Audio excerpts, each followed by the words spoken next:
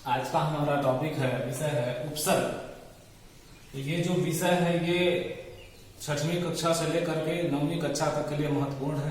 खास करके ये सिलेबस में पाठ्यक्रम में 6, 7, 8, 9 अर्थात 6, 7, 8 और कक्षा 9 में देखने को मिलता है। तो सभी कक्षाओं के लिए महत्वपूर्ण है इसको देखा जाए कि ये उपसर्ग कहते किसको, ये उपसर्ग है क्या। तो हम आपसे बताएं कि शब्दों का जो निर्माण होता है विभिन्न प्रकार से, प्रत्यय से, उपसर्ग से, तत्सम से, तद्भव से और संधि से, समास से, तो इन सब तत्वों से जो है शब्दों का निर्माण होता है। ठीक उसी प्रकार से उपसर्ग से भी शब्दों का निर्माण होता है। तो उपसर्ग को अगर हम तोड़ते हैं, विच्छेद करते हैं, तो यह दो शब्दों के मेल से बना हुआ है। उप जोड़ सर्ग। उप का मतलब होता है समीप या पास होना और सर्ग का मतलब होता है रचना करना या निर्माण करना, अर्थात पास में रहकर, समीप में, नजदीक में रहकर रचना करने वाला शब्द ही उपसर्ग कहलाता है, जैसा कि मैंने आपके सामने प्रस्तुत किया है। तो किसी शब्द के पहले, अब अभी अगर इसको अंग्रेजी भाषा में लेते हैं, अगर मान लीजिए, तो इसको क्या लेते हैं हम, प्रीफिक्स। तो प्री और फिक्स, प्री का मतलब होता है पहले और फिक्स का मतलब होता है लगना।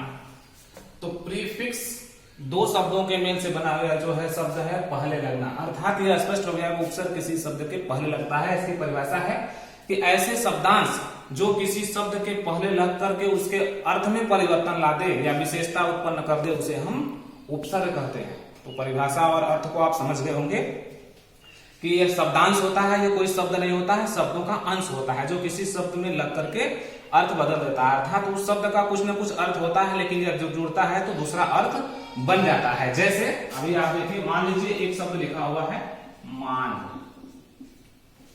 मान का मतलब तो आप जान रहे हैं कि सम्मान, लेकिन अब इसको अगर हम नए रूप में उपसर्ग के माध्यम से बनाना चाहें तो देखो कैसे बनाते हैं। जैसे मान लीजिए अभी हमने लिख दिया अप और सा और स। अब आप देखेंगे कि इन सब उपसर्गों को जोड़ने से जो है इसके अर्थ में चमत्कार उत्पन्न हो गया। अब एक कहेंगे अपमान, दूसरा कहेंगे सामान और तीसरा कहेंगे समान। सामान से मतलब हो गया कोई वस्तु, अपमान से हो गया निरादर और समान से हो गया उसके जैसा। अब ये अभी तक मान था, लेकिन इसको लगने से जो है इसमें अंतर हो गया, विशेषता हो गई इसमें। इसी प्रकार से दूसरा शब्द अगर हम लेते हैं, मान लीजिए हार। हार है, हार का मतलब पराजय हो गया। तो अभी हम देख लें, इसको जोड़े दूसरे शब्दों में उपसर्ग के माध्यम से। यहां मैंने दिया आ और उप और सुमन। तो यहां क्या बन जाएगा, आहार, उपहार और सुमनहार। कहने का मतलब उपसर्ग को जोड़ने से यहां पर जो है आहार हो गया, उपहार हो गया और सुमनहार हो गया। यानी गले का हार है जो पुष्पहार है, और ये उपहार कोई तोहफा या गिफ्ट है, और ये खाद्य पदार्थ में कोई आहार है। कहने का मतलब अब आपको समझ में आ गया होगा कि उपसर्ग किसी शब्द के पहले लगते हैं और किस प्रकार से शब्द की रचना करते हैं। अब हम देखेंगे कि उपसर्ग होते कितने प्रकार के हैं। तो उपसर्ग जो है मुख्य 4-5 रूप होते हैं, इसको देखते हैं।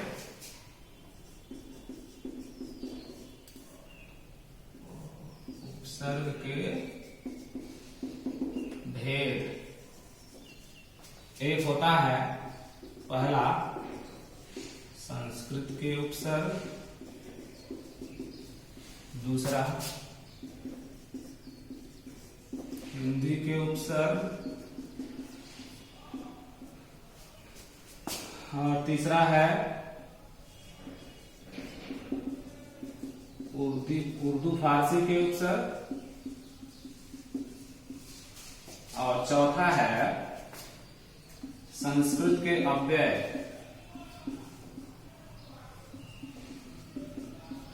और पांचवा है अंग्रेजी भाषा के उपसर्ग। कहने का मतलब 5 प्रकार के उपसर्ग हिंदी साहित्य में जाने जाते हैं।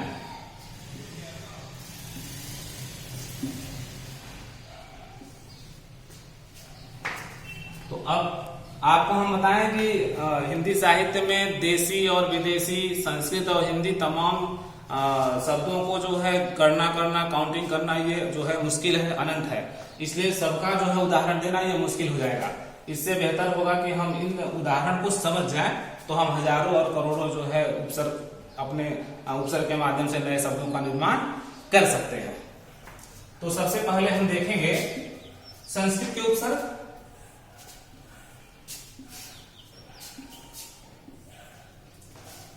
तो संस्कृत के उपसर्ग अ से होता है। अ जो है संस्कृत का उपसर्ग है। अ से बनने वाले शब्द, जैसे मान लीजिए अभी हम बना दें, तो अ से बन जाता है अजीत। जीत एक शब्द है, इसमें अ जोड़ दिया तो क्या हो गया? अजीत हो गया। नाथ एक शब्द है, अगर न में हम अ जोड़ दिए तो क्या हो गया? अनाथ। अनाथ और अजीत अ से बन गया, है ना। इसी प्रकार से अति शब्द है, अति उपसर्ग है, तो अभी हम लिख देंगे आवश्यक, और अति में अगर अति जोड़ देंगे तो हो जाएगा अति आवश्यक, है ना। अगर इसको हम जोड़े तो अति जोड़ अधिक बराबर अत्यधिक। यह त जो है आधा त भी बन जाता है जोड़ने पर, जैसे अत्यधिक, है ना। तो इसी प्रकार से अगर हम दूसरा शब्द जोड़ना चाहें तो दूसरा देख सकते हैं, जैसे अधिक। अधिक से अभी कार एक शब्द है, और उस कार में अधि अगर जोड़ दिया तो क्या हो गया? अधिकार, है ना। इसी प्रकार से सम। सम संस्कृत का शब्द है, अगर सम उपसर्ग को जोड़ते हैं किसी शब्द में तो उस शब्द में जो है परिवर्तन हो जाता है। जैसे अभी हम कर सकते हैं सम्मान, या दूसरा है संपूर्ण या संपन्न, कुछ भी कर सकते हैं, ये संपूर्ण है। और अभी हम जोड़ सकते हैं दुष्। यहां पर संस्कृत है इसलिए हम जो है हलंत लगा दे रहे हैं, तो दुष् से क्या होगा? जैसे मान लीजिए दुष्प्रभाव या दुष्परिणाम। इस प्रकार से हम आपको सामने रख दिए कि कितने प्रकार के शब्द जो है, बहुत है।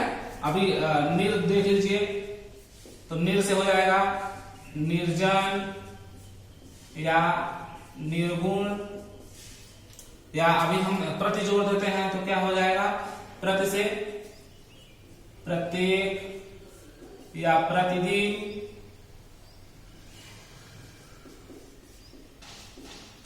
तो इस प्रकार से ऐसे तमाम और भी शब्द हैं उपसर्ग को, जिसमें हम जो है नया शब्द बना सकते हैं और शब्द का निर्माण कर सकते हैं। इसी प्रकार से अब हम हिंदी के उपसर्ग को देखेंगे, आपको दिखाएंगे। जैसे मान लीजिए एक शब्द है अध। अब ये अध था और ये है अध। अध अगर हम किसी शब्द में जोड़ते हैं तो क्या हो जाता है? अधपका या अध कचरा, है ना। तो अब थोड़ा सा इसमें अंतर है हिंदी में और संस्कृत के उपसर्ग में। जैसे हम आपको बताएं, अन है तो अनजान,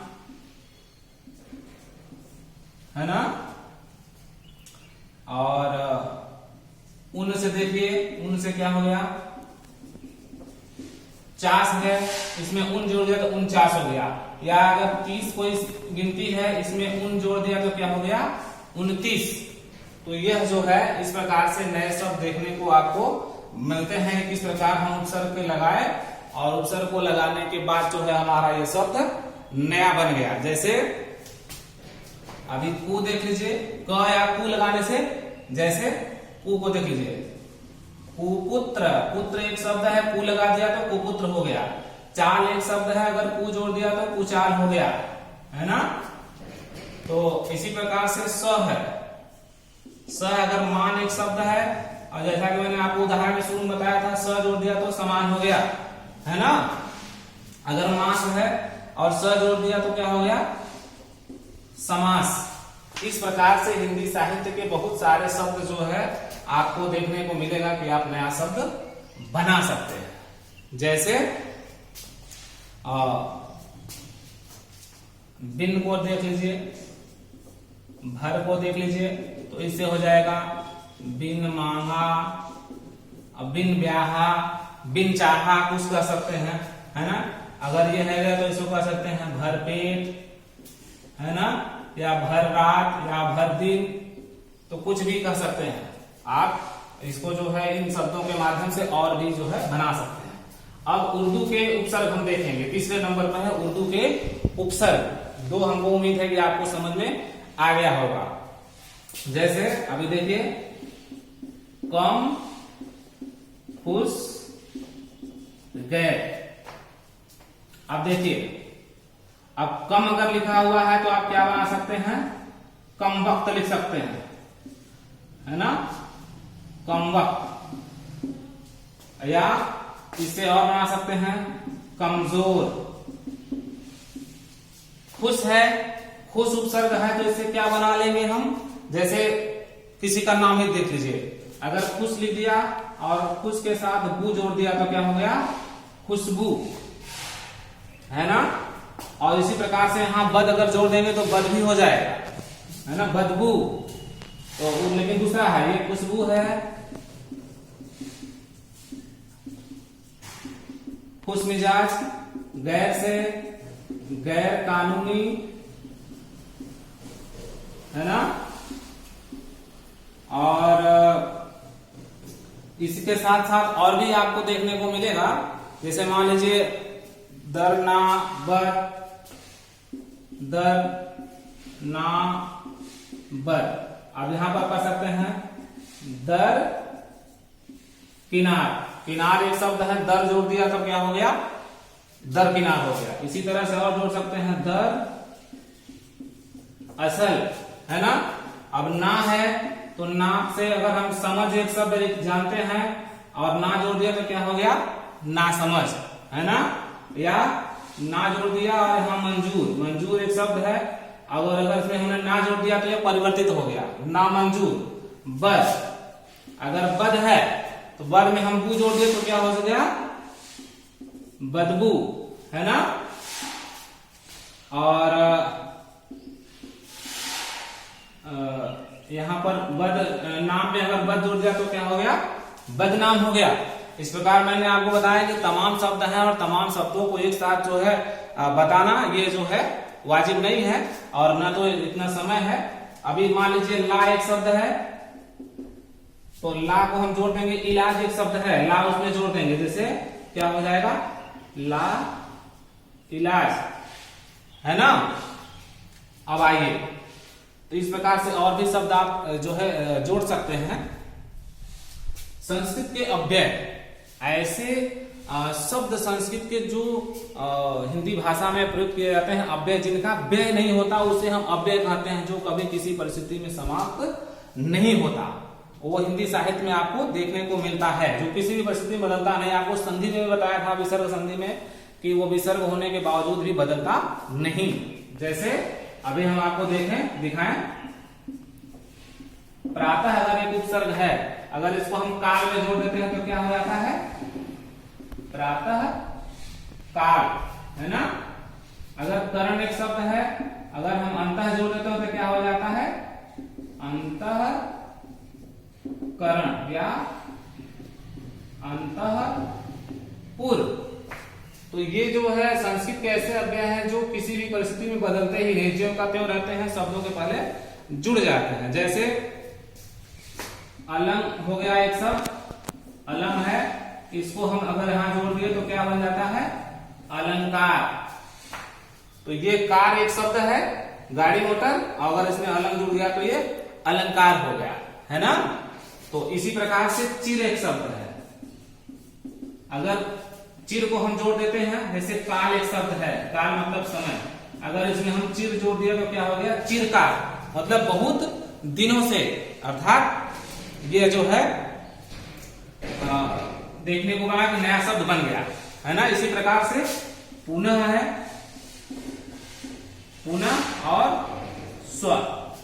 पुनः शब्द मैंने कहा कि जो संधि को पढ़ा है, विसर्ग संधि को, उसी के आधार पर संस्कृत के अव्यय है। अगर पुनः जोड़ देते हैं तो क्या हो जाता है, मिलन या पुनर्गठन। अब स्व शब्द है, तो स्व को देखते हैं अगर हम, तो स्व शब्द किसी शब्द के पहले अगर लगा देते हैं तो वो नया शब्द बन जाता है। जैसे मान लीजिए देश एक शब्द है, लेकिन स्व लगा दिया तो क्या हो गया, स्वदेश, है ना। तो ये देश के पहले स्व, ये जो है आधे अक्षर संस्कृत के अव्यय हैं जो कभी नष्ट नहीं होते किसी परिस्थिति में। अब हम अंग्रेजी भाषा के उपसर्ग आपको बताने जा रहे हैं। ये 5वां है। पहले जो है 3 प्रकार के ही उपसर्ग पढ़े जाते थे, संस्कृत, हिंदी और उर्दू। अब ये संस्कृत का शब्द हिंदी के साथ हमेशा रहता है, जैसा आपने देखा है ना। तो अब इसके साथ साथ अंग्रेजी भाषा के उपसर्ग आप हिंदी में जानते हैं कि विदेशी शब्द हमेशा रहते हैं। तो इस प्रकार से बहुत सारे ऐसे शब्द हैं जो अंग्रेजी शब्दों के पहले ही अंग्रेजी का इस्तेमाल किया जाता है। जैसे अभी हम कह दें, मान लीजिए मैनेजर एक शब्द लिखा हुआ है, मैनेजर। तो मैनेजर से आप जान गए कि मैनेजर कोई है, लेकिन इसके पहले अगर हम लगा दिए जनरल, तो क्या बन गया, ये जनरल जो है ये उपसर्ग है और ये मैनेजर एक शब्द है, दोनों मिलाकर के क्या हो गया, जनरल मैनेजर, है ना। इसी तरह से एक शब्द है कैप्टन। कैप्टन का मतलब कोई खिलाड़ी का कैप्टन होगा, कप्तान होगा, मुखिया होगा, लेकिन उसका सहवर्ती कोई होता है, उसको क्या बोल देते हैं, वाइस, वाइस कैप्टन, है ना।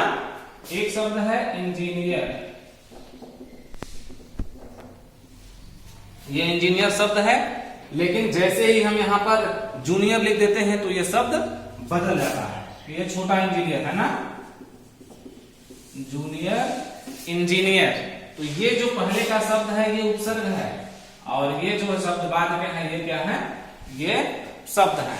अब ये दोनों को मिला करके एक नया शब्द बन गया, general manager, vice captain, junior engineer.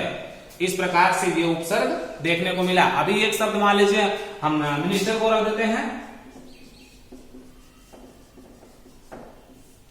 Minister का मतलब होता है मंत्री। अब इस मंत्री से हम कुछ नहीं अर्थ लगा सकते कि आगे हम कौन सा मंत्री बना सकते हैं। तो यहाँ अगर हम प्राइम मिनिस्टर लिख दिए तो प्राइम, चीफ लिख दिए तो चीफ मिनिस्टर, है ना। तो यहाँ क्या हो जाएगा, प्राइम मिनिस्टर। ये उपसर्ग लगा दिया तो प्रधानमंत्री बन गया। इसी तरह से यहाँ पर अगर हमने लिख दिया है प्राप्तर और यहाँ जोड़ दिया चीफ, तो क्या हो गया, चीफ प्राप्तर। कहने का मतलब यहाँ पर हमने शब्दों को जोड़ा है ताकि ये स्पष्ट हो जाए कि इधर जो है ये उपसर्ग है और इधर जो है शब्द है, दोनों को मिला करके एक नया शब्द बन गया। इस प्रकार से जो हमने आपको उपसर्ग के अर्थ को, परिभाषा को बताते हुए, ये जो है पहले लगता है प्रीफिक्स के रूप में और यहाँ पर उपजोड़ सर्ग समीप आकर के रचना करते हैं, और 5 प्रकार के उपसर्ग आपको बताने का प्रयास किया है। मुझे उम्मीद है कि आपको समझ में आ गया होगा। अगर नहीं भी आया तो इसको 1 बार 2 बार 3 बार देखिए और अपनी किताब से और इधर उधर के शब्दों को जो है उपसर्ग लगा करके नए शब्द का निर्माण कीजिए। तब तक के लिए धन्यवाद। अगले कालांश में हम आपको प्रत्यय के बारे में चर्चा करेंगे।